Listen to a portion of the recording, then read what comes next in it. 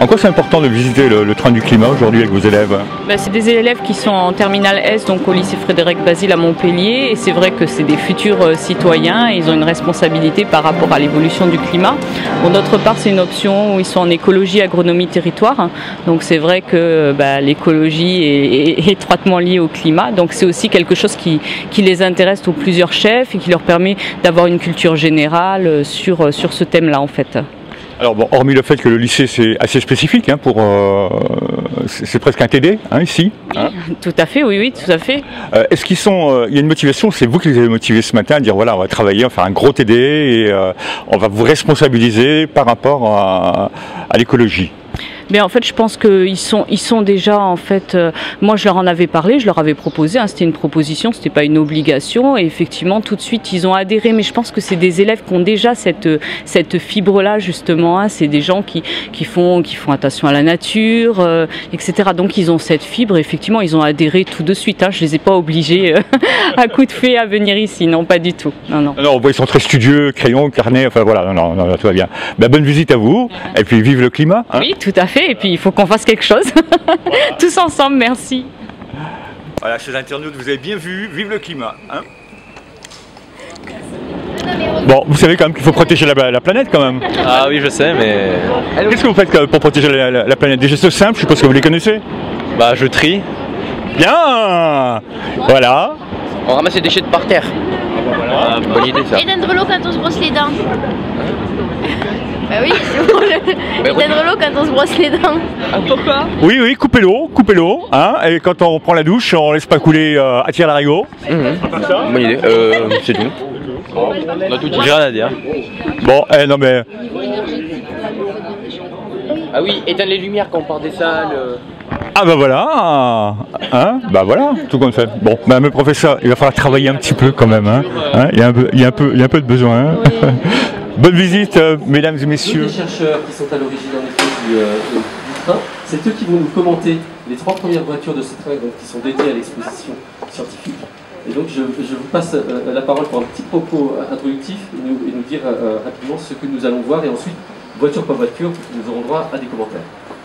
Merci Vincent. Donc je vais effectivement vous présenter ce qu'on appelle les messagers du climat. Donc c'est le terme sous lequel on identifie les scientifiques qui sont présents dans le train du climat et qui ont conçu l'exposition que vous allez voir, qui est une exposition sur le changement climatique. Donc les messagers du climat, au départ, c'est né d'un petit groupe de chercheurs toulousains qui ont été rejoints très vite par une spécialiste de la médiation scientifique et puis un groupe de 3 autres personnes qui n'ont pas ménagé leur temps pour contribuer à la construction de cet événement.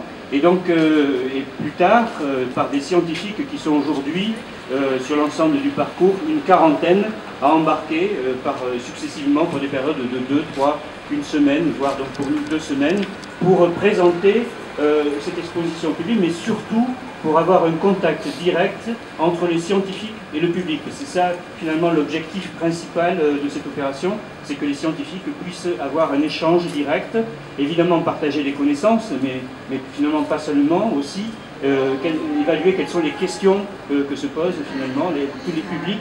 Les publics, je dois dire, qui sont très variés, finalement, qui ont déjà, dans les premières étapes, on a bien pu s'en rendre compte, puisqu'on avait, comme je l'avais déjà dit dans une opération précédente, mais je le répète ici, je pense que c'est significatif, c'est représentatif, on avait imaginé qu'on aurait un public entre 10 et 99 ans, c'était notre cible, puisqu'il faut toujours définir une cible dans les expositions, les événements de communication, sauf que là on a eu des enfants même de 4 ans qui étaient présents sur l'exposition et pas les moins intéressés, et il a fallu effectivement que nous nous mettions effectivement à la tâche pour essayer de leur expliquer la complexité évidemment, mais avec les termes les plus accessibles possibles. Voilà, donc c'est ce que je voudrais dire. Alors quand même un point important, c'est que les messagers du climat ont été soutenus très fortement par le ministère de l'Éducation nationale, de l'enseignement supérieur et de la recherche.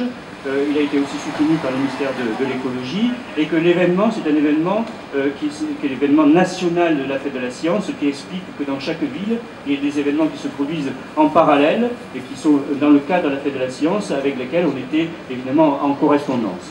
Catherine? Oui.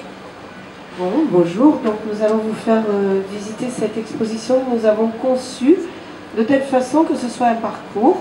Ce parcours commence par, on va dire, alors une première voiture, mais une première partie, dans laquelle on explique comment on a compris l'origine de la variabilité naturelle du climat, pourquoi le climat varie naturellement, et ensuite comment on a détecté, et en particulier, bon, c'est les travaux de recherche de l'équipe de Serre Santo, comment on a détecté que l'homme était agent du réchauffement climatique, en particulier par la consommation d'énergie fossile et le rejet de gaz carbonique.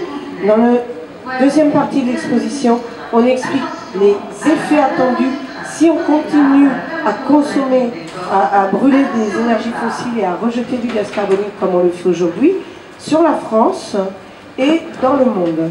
Et dans la troisième partie de l'exposition, on invite les visiteurs à débattre de solutions.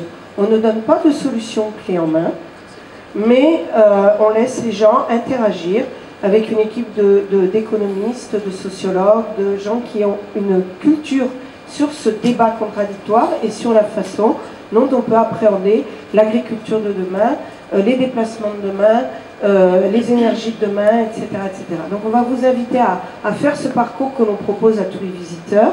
Voilà. Et donc, effectivement, on a eu de 5 à 90 ans jusqu'à présent. On a rempli le carnet de prévision.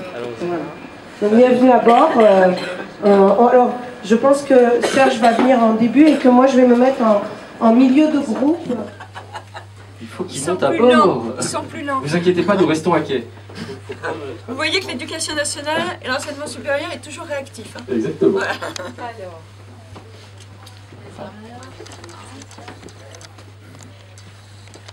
Donc vous entrez dans la première voiture. Donc, Il y a un micro? oui. Est-ce que je peux en avoir un aussi? Sinon, ça va être... Il faudrait qu'ils avancent. Là, on entend, là. Oui. Il faudrait que tout le monde puisse avancer. Qui monte, là? Voilà, alors Serge, je vais oui. faire avancer parce qu'il y a un micro. Voilà, donc dans cette première voiture, avancez-vous s'il vous plaît. Voilà, donc comme ça a été dit tout à l'heure par Catherine Jandel, dans cette première voiture, l'intention c'est de montrer donc, le climat du passé. On peut dire que ça répond à l'interrogation, mais finalement le climat a toujours varié. Donc ce qui se passe aujourd'hui, finalement, qu'est-ce que ça a vraiment d'exceptionnel? Et la réponse ici qui est donnée, bien oui, le climat a toujours varié, mais vous verrez que les variations du climat récent, elle, est exceptionnelle, et pour une raison qui est expliquée. Alors donc, le climat a toujours varié, et ça, on explique ici aussi pourquoi les scientifiques le savent. Ils le savent parce qu'ils ont analysé ce qu'on appelle des archives naturelles.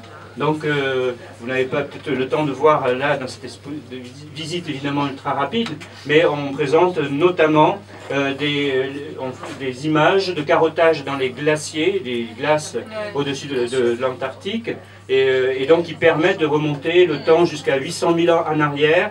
Et donc à la fois on a des indications sur l'évolution de la température, mais aussi sur la composition de l'atmosphère à ces époques-là, au moment où la neige est tombée, finalement s'est accumulée ensuite sous forme de glace, grâce à l'analyse des bulles d'air qui ont été piégées dans la glace, et donc qui sont des témoignages de la composition de l'atmosphère au moment où cette neige est tombée.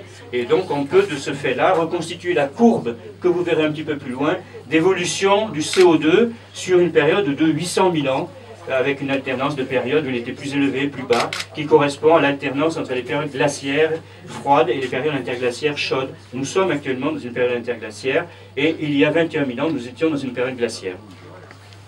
Sur la paroi, et on voit donc ce que l'on peut mesurer dans la glace, et ce que l'on voit, c'est que ce qui est très inhabituel, c'est l'augmentation très rapide de la concentration du CO2 de l'atmosphère. Ici, on explique justement les différents temps, et on explique aussi quelles sont les sources, c'est-à-dire le fait que l'homme, quand il a commencé à utiliser les combustibles fossiles, charbon, gaz naturel, pétrole, c'est à ce moment-là que la quantité de CO2 a commencé à augmenter dans l'atmosphère. Alors vous avez bien fait d'appuyer là sur l'écran, parce que juste là, j'allais en parler. On passe à l'autre. C'est le caractère interactif de l'exposition. Et donc, ensuite, on peut même appuyer sur quelques icônes qui permettent de comparer ce qu'aurait été la température s'il n'y avait pas eu de facteur humain, et si, en tenant compte des facteurs humains. Donc si on prend en compte uniquement les facteurs naturels, On a la courbe qui est en bleu, qui est ici, et là, donc la température si elle avait varié uniquement à cause de la variabilité solaire et à cause du volcanisme, la température serait restée stable au cours des 50 dernières années. On va s'arrêter là en fait. Nous allons nous arrêter devant la courbe des scénarios pour le futur. Donc c'est là. Donc ici on présente, on est juste ici la première voiture, c'était donc le passé, l'Anthropocène pour la période la plus récente. Là on se projette dans le futur. Et pour l'illustrer, on présente les courbes d'émission du CO2 dans l'atmosphère en reprenant ce qui a été observé jusqu'à aujourd'hui entre 1990 et 2014. C'est la courbe qui est en noir sur la figure qui montre donc que les émissions ont augmenté dans les années récentes. Et en courbe de couleur, on représente deux scénarios qui vont être ensuite déclinés dans la suite de l'exposition.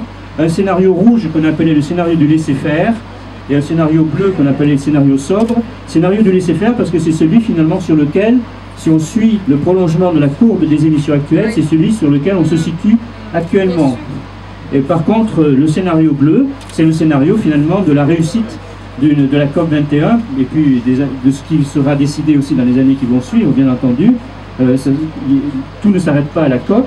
Et donc, l'idée ici, c'est de montrer qu'on est à la croisée des chemins.